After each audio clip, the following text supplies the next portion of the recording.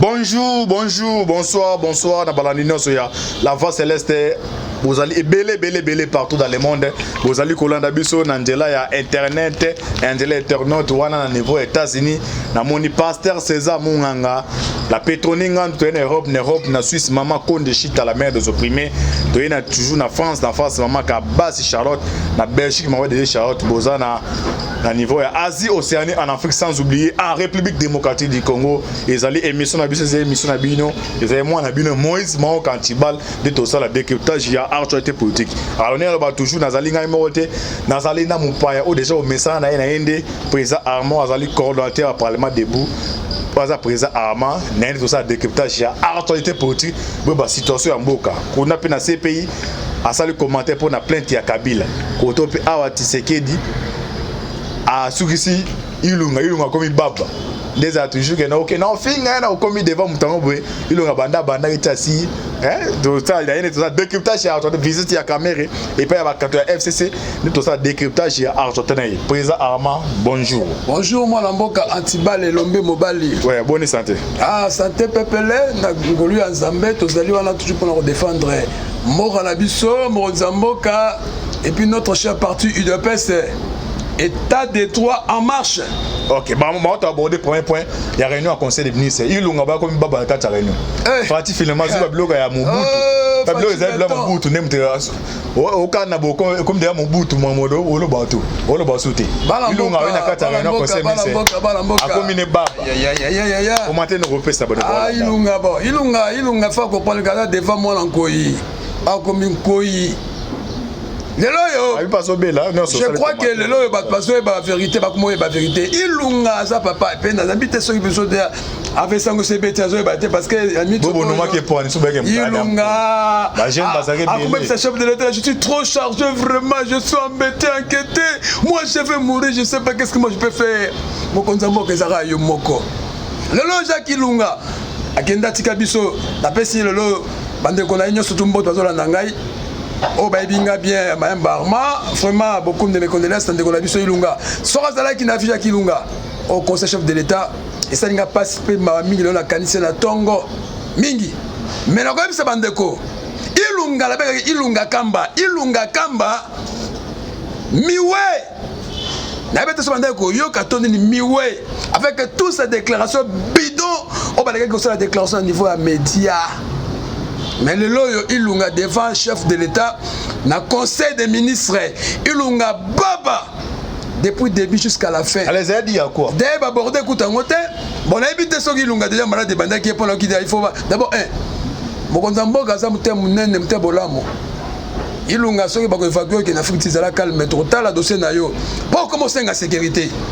Le lobato FCC mais a commencé la sécurité Ilunga ndenga za nzo moi Mboka Tibal a ça tout prêt au démissionner à lelo Ilunga avec une mission na cette mission m'a changé hors de Pesami bayana ndeko mboko John Inumbi mais la carte de kuna kingo ku mandat au récupérer d'abord Ilunga kamba ya 400 millions des portés disparus mais mutazo mukanda ko signer yo et que wapi mon konzambo kalobi Ilunga venait à tout le monde bata FCC agité dans les plans machiavéliques les plans diaboliques Fatih Beton enfant de Dieu moi Nzambe nazo bengi apôtre encore Yesu Masia oh ya qui justement quoi accomplir ay pourquoi abolir mais quoi accomplir mission divine ya grand prêtre Nzambe na kata RDC le lot de bango ba comprendre pe ba comme comprendre ba comme sana Fatih Beton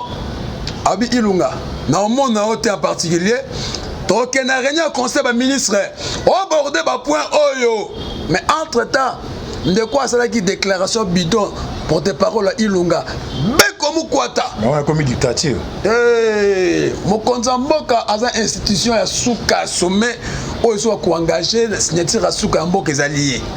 Comment un premier ministre nommé par les chefs d'État, par le président de la République, il peut faire une déclaration sans contacter son collaborateur propre?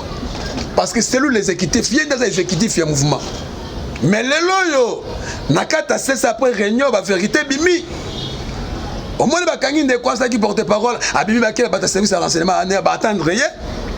Alors, Ilunga Kamba c'est innocent. Ah, na sous pression. Il y a Evari Sebouchab. Na sous pression. Il y a Chadari. Na sous pression. Il y a Nemi Moulambe. Il y a tout le monde qui a agité la marche, Miss Mbongo, Belé marche bidon, Baloroti, Batunion sur la balabala, et comité, Torolia Mbongo, Torolia Mbongo. En vrai, ça dit porte-parole, on a des moutons, pépé de bataille. Moutou porte-parole, wana, Bapesa Kamaloba, Loba. Il y a un bâtiment le Kassa Oba Signaka. Signé, après déclaration, il faut qu'on engage, il faut un signature dans Soukawana. Ben, quand tu as la carte signature, exacté. Service de renseignement, mais comment toi tu peux dire, ah ben non. Tikala misabna Kenya boloko pambate mikolo yo mboka komi na esprit ya justice mboka komi esprit ya lobande bosolo esika mabe loba mabe esika bosolo loba bosolo lokuta na kasa na bike kiso batu ya FCC bazwa ki lokutologie siko véritable kiso fatia nango véritableologie oye pour la ko pesa guérison na molima lokutologie na kata mboka. Le lot état de droit marche, bakangi ndeko vendre les bois. Président l'habité, bino bata service de renseignement. Donc quand la justice indépendante, bon dossier au bon traduit en la justice. Les fauteuils de troubles au va créer ma cambouana, beaucoup va marcher. Beaucoup semaine notre côté, il y aura des chaos. Les 3 dipons, ils seront tous arrêtés devant la justice parce que va engager Mboka parce qu'ils ont démissionné. Si tu comme mercredi, jeudi, vendredi, semaine, ils doivent démissionner. Mais, bah, ça démissionner na Bouchabou. Pas question de démission. Pas question. Némi à lobby. Papa, si on met que démissionner, biso toko bon mayo. Yo ebi to chaki on a pour l'année. Si quoi, il y a chef de l'État. Si quoi, ne bateau, so tiki na bateau na odaye. Nene démission. Vous habitez, ça la calme. L'Ouambake na Belgique kuna à ça protéger. Mais yo dans ba dossier, il faut dire toute la vérité polele. Il y a un dossier de Kolabiso, Premier ministre Ilunga, Kamba et comme dossier moko politique parce que bateau batinda qui est tant ba monique changement à niveau il y a justice. Bon le changement à niveau il y a armée. Baïbé loko ba beta qui et la marche avec ta là ba dépasser ba reporter ba suivre marche wana toute une marche ça libre bien ni oh ya soutien institution ni soutien à présent soutien marche dans la combo et comme noté parce que le président va consulter le président doit consulter na carte gouvernement procédure et zalaka les chefs de l'État il engage la nation congolaise. Le mode de sécurité c'est le premier ministre à quand empêchement premier ministre Ezali, le sécurité va prendre relève, il y a comme intérimaire qui va prendre des décisions gouvernement pour sécurité en gros. Tolaxi bango balebele makambouana na niveau à presse, na niveau à médias, notre président de la République Yakala, Raïs Nabino, Asnia Barré, au premier ministre Azali en fonction, Azali Binochi Bala, mais au bas Makila a signé ma décision, haute violation, mais Bissokutu, ma personne mission. Le loyo, Tobisi Bandeko la Libanda pour la poto, bon que le Moussikate, dès qu'on a vu son premier ministre a démissionné dans quelques jours. Après démission, Boroye la vérité. Président de la République, garant de la nation, il doit sécuriser tous les Congolais, y compris Ilunga Kamba. Qu'on soit démissionné primatier ou la ministre Oyo primatier, la ministre Oyo, dès que le premier ministre a démissionné, Mouton c'est l'intérim à ça déjà. Non. Kakon de moi, Namboka Gilbert, ministre intérieur, c'est intérimaire. Mais selon Mbeko, c'est le premier ministre a démissionné. Gouvernement quoi yaka, mais il y aura un intérim mais ça la pendant que vous me quoi, ce que vous me quoi, muta quoi, mais il y aura un processus de la Kakon va prendre la relève et on contrôler mon démission bien va te yango biso to bisa ki batu mingi ke bon ke na ramba ngote. Le chef de l'État ça abi mutna mutu ba capacité na ye na kata IDPS. Na ce que bande ko Jean-Marc Kabou na Augustin Kabouya. Na lobby les marches dans ma bête mais boy qui après marche so mutakufu ba kangabino. Mais le loyo peut kakon parce que des missions mais c'est kakon qui a soutenu chef de la vision na ye pour le loyo ministre ba vérité bima. Yango le loyo ba se rendre compte que makamezali malam. Yango te biso bandeko excellence na biso premier ministre merci zala ki comme peut vier non qui ceux qui bord bébé ta qui on a la kilo na mutu bien te bon chef de l'état kende aye makambwana to ta so kende bon na mito te fati beton asa moi na ya ba kolonkolo Yesu Masia ande apesi buanya sa jet na kata fati le loyo bazon dimate les coups d'état qui étaient préparés par l'armée et déviés. Oh, mais c'est un Numbi Gangate, je ne suis pas un agneau. Je ne suis pas un agneau. Actuellement, ça. Mais actuellement, je vous dis, selon notre information sûre, depuis 2h du matin, il est à Kinshasa. Depuis 2h du matin. D'abord, hier, il est un colonel, il est un supérieur général. Mais un colonel auditorat a fait ordre de par ordre du président de la République. Même la troisième couche de la chambre va récupérer que non, tu dois retourner à Kinshasa. Il y a une mise à revendre dans tango fort remise reprise. Si ma remise est reprise, mais papa, nous sommes armés à la gare. D'abord exécution, réclamation après. Oh, tout le monde de cause. N'a pas une botte mingi. La générale à Longaboni et à la police, Oaza Kuna Mosika, Aïba Kekalamini, chef d'État aux Valères en Boka Sango. N'a pas une botte mingi. Na tout le nommé. Oh, mon compte appelle si confiance en état-major général. Keba Kamamboka na esprit ya mobeko ya mboka. Oh, quand tu irais vraiment à FCC ça dit à quoi? Tout le monde a nomination c'est mis FC balobi mais toi qui ministre de défense Emengoy, oh mon connaisseur Emengoy. Oh azali ministre de défense abike non. Nomination na basoda na faire de ces bayama en boko fungam. So contradiction c'est dit ba ministre baza à fonction. Et ça na gouvernement parallèle au FC ça cha ben jorso bendeni. Tout le monde tourne d'accord c'est ndaka yeme mais le loi qui finalement ils animent. Te mutu embrayé sous peuple congolais la zate. Il y a une puissance mourata, il y a une bande de puissance de Marabato Zate. Il y a un seul chef de l'État. Bakase bakota ta contradiction dans la carte armée. Armée va exécuter Mobeko. D'abord, avant tout, le président reçu chaque militaire, chaque général, état-major général Mobimba. Qui est des Congolais qui n'est pas des Congolais. Avec une nomination, va exécuter d'abord, ministre de la Défense, Nabango. Il a exécuté tous les militaires va recevoir nomination chef de l'État n'a pas pembe pour les bayambi yango pour dire que pour le moment quand il y a dédoublé la carte armée qu'on a besoin de côté parce que armée mba ils ont maboko ya chef de l'État mais à son ici armée indépendant basa la rôle na bango que état-major général ya mboka ba défendre le terrain ya mboka yango moni copie ya Kabila salaki pour la créer abisa bato mingi ya dans la commandement na mo ba tefisi les gars oh aza moi si to balaye c'est comme moi c'est comme dictateur boye babino Kabila salaki Kabila échoué c'est quoi to qu'est-ce que l'état de droit Torotika vraiment armé apolitique c'est la moussa nango justice et c'est la moussa nango service et renseignement toujours renforcé yango bala poto bolela qui trop o fachi bokachu o comprendre vérité na mo le comment finga ba Martin Fayulu o finga ba champion memba na landi bokachu premier Martin Fayulu ba kosibiso même ba kosibiso Moïse ba kosibiso fachi de béton basala qui peut tromper obi ke ba le belemi ba qui espère la muka ba kota ki na kata trahison mais le lo ba Martin Fayulu tout basala kata masolo basolo ka lelo ka na remaniement ko so ma aba so ta mo place olia kwanga et ça place olia kwanga ça place ya musala to sauver moka to bunda ki ensemble boyeba ki ndejete Tshisekedi azali mwana Tshisekedi va préparer ki na papa le père ayeba ki taka Tshisekedi na IDPS batu na biso question mo et ya vaguement après toi qui peut prendre la situation IDPS habite to la carte démocratie oya ko mais moi na yo to moi na yo na habite moi na nga lingi makamba IDPS me to kende congrès so ko sepela na congrès de ko voter tangu peut token na congrès le lo aza chef de l'état na volonté ya papa te mais la volonté ya IDPS na respect ba texte ya parti yango moto de défendre awa bo la pressé à kolobate bolandaka boyoka sima bo respecter le loyo mboka ezokende na esprit le peuple d'abord. Makambeta l'économie, tout ça, le loyo bozé baké dans quelques jours à Bromo la batterie bako kangama. Ba kangama la provocation te. Mais toko kangama parce que bazali nakabala makasa ko déstabiliser monnaie. Bato tourner le bato ba travailler ki na Kabila ba bika kanzete oyo komata.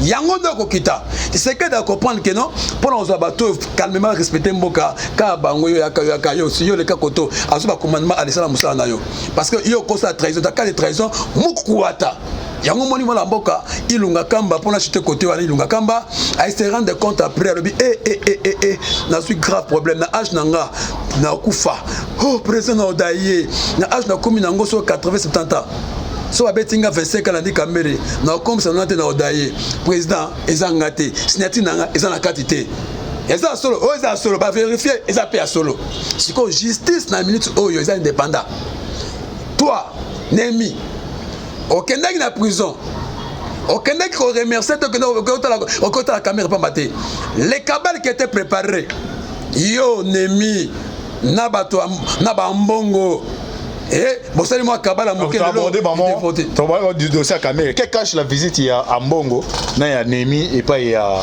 Vital Caméra. Oh mais tout na la besoin ça tu as remarqué banda caméra dans la prison ba document ya président c'est maso sauté ba ko fa sauté limbola ba lamboka yo merci beaucoup ah polele ah toi ba ta polele nous sommes combattus à cause de la vérité est éthique je le disais toi à tout moment et la vérité finira toujours à triompher mes amis le lo yo ba mon arrestation à caméra bon qui protégeait caméra à l'époque pour ça qu'il est à Londres lobby Mouninga Bokena Tanga passe Batika Gaëté. Mais entre temps de ces 15 millions, Batouba qui haute voix c'était Batou FCC. 15 millions, la Mouka 15 millions. Mais par une grande surprise, caméra aujourd'hui, Bazou dossier n'est pas traité. En bon senga que Balouka va libérer caméra. Mais plein église catholique finalement. Ça c'est quoi ça? Ça c'est quoi mes amis? Église catholique premièrement, c'est qui est la carte à un amoté malaye. Premièrement, quand c'est que est venu le projet nayo, nous avons un projet, soit tout un programme. Gratuité, vous te dérangez, mais comme un esprit aujourd'hui les loyo, adon maintenant où tu as la fatigue, adon katana. Lelo, bakomo landa, Sonic a foutu merci. Malgré la bête qui va border parce que nous tous demain il a rassemblé. Mais au quand même on la vérité. Dans la moussa ensemble à Solewana. Toi bigabi, toi qui na Kabila. Na la dépende ko oh Denis les sabi moto maintenant lié à Kabila no funga président funga maté. Mais na souka le bito kenda ratolia rassemblé. Ba enveloppe ya kana seni no mona kaseniola. Enveloppe majorité ya FCC. Enveloppe payé côté munene pas na mesa. Donc c'est le qui na poche ya Raïs. Mais tu démanteler réseau wana les loyo aux moins ma cambu a visité à caméra wana c'était un programme qui est fait bah comme ça tout compte à rendre son problème c'était quoi si caméra aujourd'hui à cette liberté provisoire au 5 ans on va la combien dossier te renvoyer dossier juste comprendre que non mouto va ko libérer et combien indépendant échec ya mbongo c'était quoi la gratuité enseignement comment bah tout ça va cause de la payer cher bah on na cause d'état pas payer moins cher. Mais plus sur l'état de droit en ligne, égalité. Directeur du personnel, on a directeur, pas foutama, n'enye moko. Si on a créé différence pour l'église catholique, la Sagrada du Coran, surtout, nous rendons un bon, c'est un grand voleur. Bah, connaissez la famille Champion Mbemba. A kuta na kabu dans 5 années. Nalobi, mutuana zolo bana eba bobi ndemboka. Nalobi, yako modi ngata. Aza musala satana. Mutuazo luka malheur ya ba congolais pour l'intérêt personnel. Aujourd'hui, mutabe c'est crédibilité église catholique na kata Congo. Ta la pape. Na lo bango na na Italie bien lo bango na ki flamand bien lo bango na ni. Vraiment pape fa longo la mbongo. Les plus médiocres à Bakarne, c'est le Amongo. Maloul à l'époque, Kazala qui corrompu mes boétés. Tout le monde paye et Tchawaya qui boété. Mais Amongo, comme il est médiocre, le disent catholique comme il divise les informations. Pour le Makambutali, Makambuyamo. Ayaki, papa, Martin Folvet dit ok, on va psychologue. Martin, qui n'a pas tout dans les États-Unis, bien aux Ongaté, à 5 c'est pas Félix. C'était moi la mère Otikali Makambezo Mata. Fachi Aza démocrate, Fachi Aza homme de vérité. Aganya qui a solo. Nalandi, conférence de presse, il y a président cour constitutionnel, il y a une fois, il y a Belgique. Alors, Fachi a gagné des élections, réellement, il l'a gagné. Et il a dit clairement, ma voix, majorité FCC n'a parlé, mais ça va en côté. C'est chouette, non? Majorité de Gabisso, bataille de paix, c'est un changement. Ça vice versa. Yaromoni Azagi trop menacé. Les cabales c'était quoi? Nasuka Ndekonabiso Luamba, au président cour constitutionnel, alors cause de irrégalité, aluka a décidé chef de l'État bageno bandile l'élection pour Oyondoki Oyo, ya Sénat Tambwe Mwamba azwa transition. Le local quand Asuka échoué, na quand avait échoué, yango ba simbi mutu justice indépendant, le lo fait c'est que de anno ba justice ba exécuter et puis tous les remises de salami. Bon dans l'inquiétude, ba tout ça remise de plus même au niveau armé. Yelo yo ba rien on s'est remis de plus mais na niveau ya makabetali de quoi cardinal mais non que musikate bolandi bino déclaration à pasteur Sonic Kafuta habito que na uzaba mbongo makambo mais bakena uzambongo pa ya Kabila Raïs pirate Moi, je la FCC, enveloppe, bango to badamara balar, til lelo malgré bazala qui à côté, bazo enveloppe. Sonia le bien clair, abiki écarté, ba candidat il y a des personnes qui il y a région à Kassai. Oh, parce que chef de l'État à Kassai, il faut tout écarter. Bon, c'est un bon tribal. Tant que il y a peuple congolais, on a besoin de transparence et justice. Il y a un moment où il y a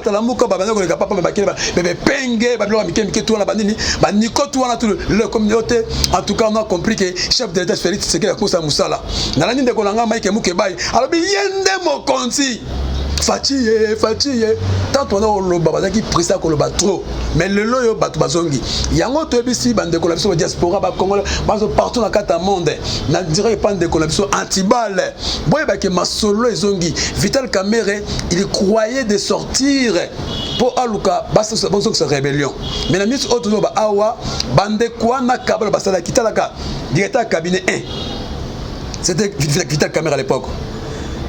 Et Berong, directeur adjoint, membre IDPST, tu sais qu'elle était siégée. Après que l'on la caméra, bah mort et Katani. Allez-y comprendre, mon frère. Si quand on a chef de l'État habité, il y a Némi, lié à quoi?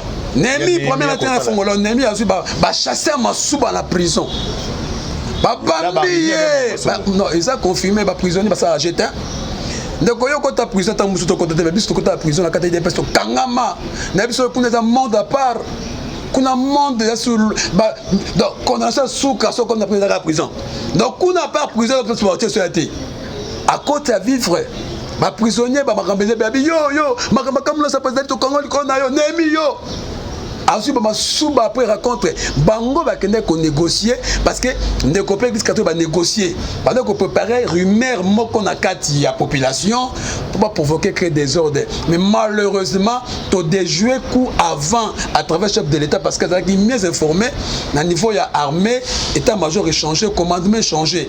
Quand il comme échec, tu as informé de Kabila Siko, avocat va dans ces pays. Oh non, qu'est-ce que c'est pays? Atteindre avocat. Dans ce pays, une délégation ma casse n'a pas avocat. Oh, tu continues mon truc, plainte contre Kabila. La Cour pénale internationale promet d'ajouter les renseignements lui transmis sur sa collection d'informations pour analyse. La Cour pénale internationale a accepté d'analyser la plainte d'un groupe d'experts canadiens contre Joseph Kabila, ainsi président de la République démocratique du Congo.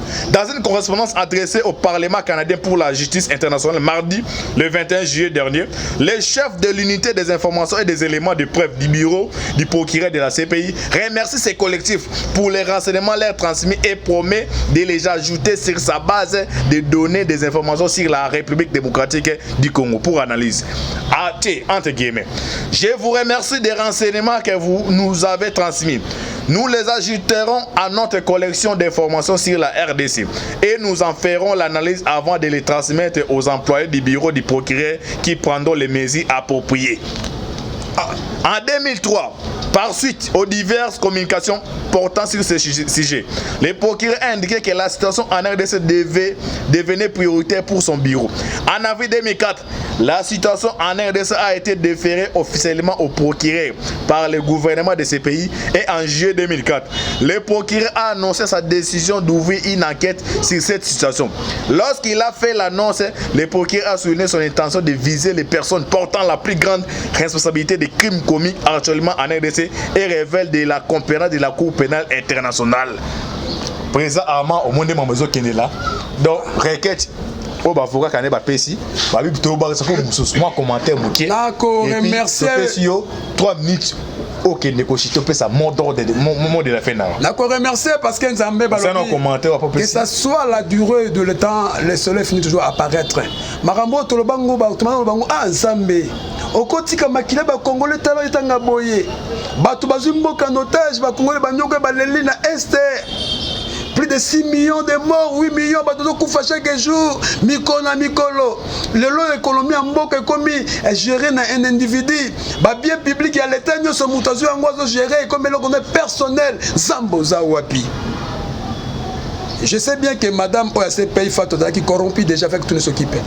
Il y a un moment où le comité international à travers les États-Unis, tous les biens privés avec un comité qui assemblé. Aujourd'hui, il faut démontrer, Madame Loave, des preuves à l'appui.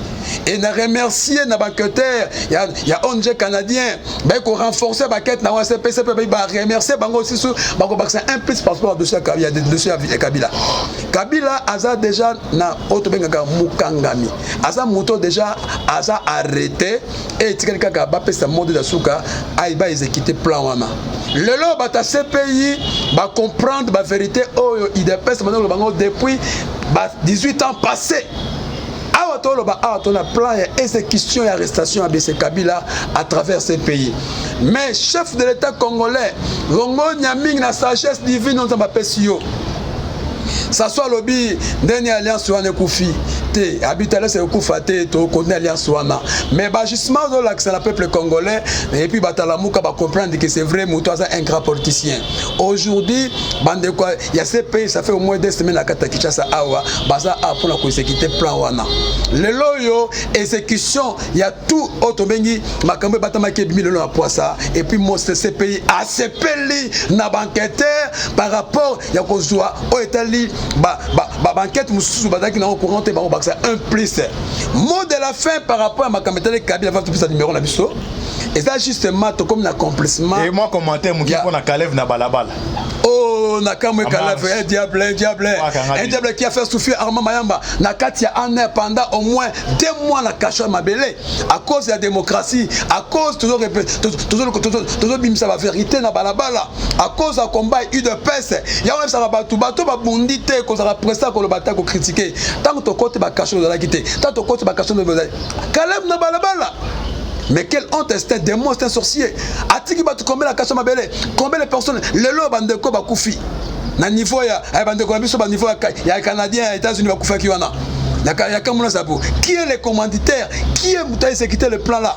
Et pour moi, Kalev le kababa là, état de droit, violation. Kalev sort abi o mutaloni yango kobuka. Boy que so Kabila to kanga e bino bisonde idepes na prendre to so prendre bino ko se pété bino to mola bino to tena la cage na puisa makala muta la plainte na ye pour que bato ba simi mboka 18 ans ba bomi ko le ka presque Mobutu parce que Mobutu a pillé Mobutu a volé. Mais vous avez pillé sur Siam Congo et vous avez tué des gens à cause de Baliwa bato makla bato et perd des bino. Nako ba muke pour la marche wana poto chité parce que commentaire ça moi bien malamu marche au Misimbongo. Tokolia mbongo. Vous pensez pas 15 000, ba 15 $, ba 20 $, pour ça la masse et puis congolais a azum mbongo allié. Mais arrêtez après marche wana, ba yemel soubino ba fingi soubino après marche wana. Pour dire que vos pères de l'Union c'est comme calcul na biso. Biso peuple congolais à travers IDP sur l'axagandela, toyebi sinzambe merci mingi pour na makambo l'axi peuple congolais. Na ba marche nous c'est ça mi awa. Et les qui sont 3-4 marches, tout le monde marche IDP, et ça mis tous les 24, tous les 20 provinces et les qui à live. Tout le monde marche, il y a bande de biso à la muka. Tout le monde même à ce qui na niveau c'est bien, va comprendre. Tout le monde marche, il y a FCC, ça dit qu'il y a 2 mètres. Comme on a corridor la première rue, 2 mètres. On a 2 km, on a 2 mètres parce que biso bandara t'es qu'on a fond. Marche. Ata bal moke betité, ata gaz emelete, ata manteka bachete. Et comme tu tambola, t'es bien bon ça preuve marche, ya bon moni faut somba. Moi bi que biso ba DPS et ça journée paralysée. Toujours revendiqué par loi, il y a Minaku et les KT, ressort les ke bimité. Tu rejeté carte ni ce baby. Ce que comme on a chamou, tu rechamou na ya biso. Mutorocha pesa muto peuple. Et ça question de dictature, c'est ça question peuple parce que volontaire boy batwana. Parce que ba kanga yo Kabila, ba kanga Minaku, ba kanga Nemi, ba kanga Kalev parce que ba détourner ba mbongo ebele na kata Congo pe ba bomi pe ba tebele. Ya moni peuple congolais ba ki non question. C'est comme bakamutu bo échouer. Ce que prendre sous boze la souka. La katanga kuna pe mutocha motema to numi be komu kwata. Ce qu'on a mis oyo, to luka gérer sika za leska ki meso ba to kangaye. Ah na kitisi to luka ba beret rouge. Oh tala. Bozu mo no chaleur. Bo pese minduki a maltraité bo ma personne de peste bo tumba ba na permanence. Vous croyez que que totika mboka comme c'est comme compte à rendre. Et ça compte à rendre était justice nezoya. Na mitu oyo batu bayebi bien que IDPS ndenge a établi justice oyo likambuto e bon manaka et ça ma chef de l'état té. C'est que dans na biso to ma baba té to bima to revendiquer ba to na biso. Ya mo na kata IDPS to la liberté koloba. To biso bande ko kabu. Konde ba yoka kité. To ba ka côté nyo surtout pour la liberté koloba. Yango la remercier mingi mon mboka Kakonde et na remercier aussi Sylvain Mutombo oh excellence ministre de la justice justice il y a défense du chef de l'État na remercier maman ba gouvernement mais to que bientôt la remaniement yo sala quitté au côté avanti gouvernement prochaine ça alliance té c'est quand il formé bino peuple bon na diaspora boyoka gouvernement na mois d'août ça ma remaniement quota. Même la carte cabinet chef de l'État, et ça m'a cambié. Et au alliance T. Bon, moi là-bas, en Mboka, Babundé, en Mboka, l'opposition contre les antivaleurs. Donc, au Benga, bango, to sang la pona ko soutenir Mboka Kennedy Bosso. Ok, tu continues dans le 3e épisode. Passe un numéro de téléphone pour nous chiter. Merci beaucoup, Bandeko Labiso, comme la chute de Masolo. Voilà mon lelo. Je crois que Webi Bieza, coordonnateur Amamayamba, Autobeng défenseur, il y a un peuple congolais. Pour la reçoit biso, benga biso la piste de 243 089 11 30 636. Nous avons plus de 243 89 11 30 636. Tous en la ligne, même dans Kata WhatsApp, même dans Facebook, reçoit biso. Benga biso, pesa makani soutenir biso. To bunda. Maman misala to reçoit biso, to la problème ça te tobi qui avec respect. Ya mi beko comme attendre au combo l'attendre comme le salaire nangai. Attends aussi même pour le moment, on a besoin soutien na bino moral de la kitoko parce que ba combat comme il a souka. Bisson de l'obélité, bisson de défenseur à peuple congolais. Avec Fachi Béton, Longo n'a pas toqué du colo. Nanou, Makambu a passé mandat dans tes. Toi, dans un mandat si côté, toi, dans ta mission divine. Fachi face sa mission, nanou, ma mandé quoi na sima. Lobby Bamarama, Mama Baroya, lobby peut tout le monde Baroya. Mais après Fachi n'a visé Batou Mayam Bazoya. Na place à Fachi Béton, après 3-4 mandats na OPS à trancher ici, la sauce mission vidée, mission peut toujours relève la mission. Ok, on a engagé, on a engagé, on a démocratie. Merci beaucoup, Banamboka. Benga Bissona, piste 43 89 11 30 636. Ton 5 peut soutenir la bino, pour soutenir Bissou de la Malam Mingi. Ciao, bao. Ok, merci on a tout comme na souka émission na biso émission na bolinga. Tout le baté, c'est toujours votre humble serviteur Moïse Mon Kantibal, on invite à awa. Avant moi mané tout ça qui décryptage il y a actualité politique. Bonne vidéo partagée. Vous pouvez vous confiance. Merci Mingina John Mabo Kebende affaire à suivre.